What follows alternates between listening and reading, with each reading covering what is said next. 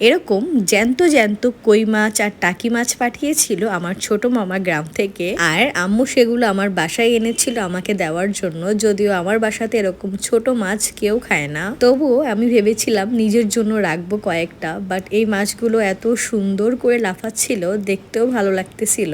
আর এই মাছগুলো দেখাতে দেখাতে আমার আম্মু আমাকে বলছিল যে এই মাছগুলো কিভাবে ঝোল করলে ভালো লাগবে বা কিভাবে খেতে হয়।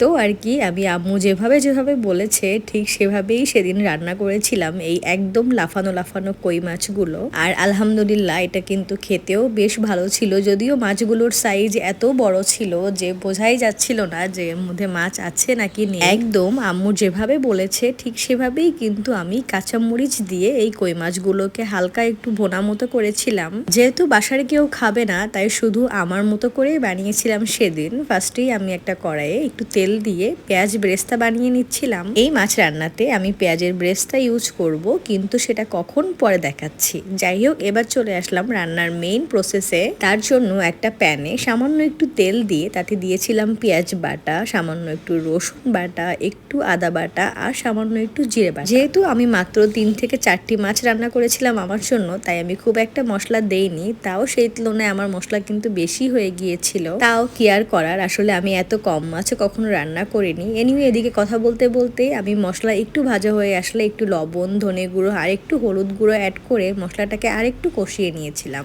আর আগেও তো বলেছি আমার আম্মুর মতে মশলা কষানো না হলে রান্না হয় না, তাই আমি কিন্তু বেশ সময় নিয়ে এই মশলাকে কষিয়েছি। আর আমি যেহেতু একটু ঝাল কম খাই তাই আমি এতে ঝাল কিন্তু ফার্স্টেই অ্যাড করিনি, ঝাল অ্যাড করেছি প্রায় শেষের দিকে, কারণ আমার আসলে এই ঝাল একদম পছন্দই না। তো আর কি মশলা থেকে ভালো মতো তেল ছাড়লে এখানে অ্যাড করেছিলাম আগে থেকে কেটে রাখা কই মাছ আর একটা দুটো মনে হয় টাকি মাছও ছিল।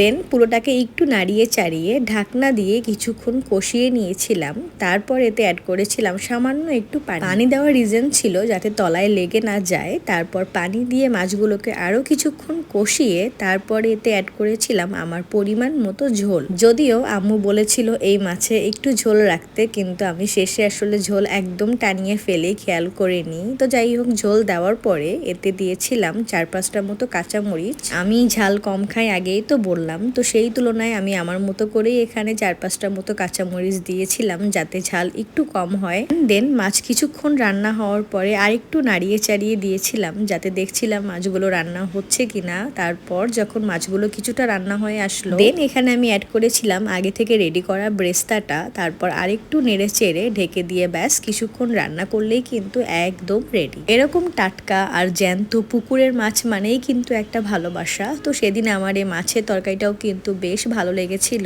তো আজকের ভিডিও এতটুকুই, সবাই ভালো থাকেন, আল্লাহ হাফেজ।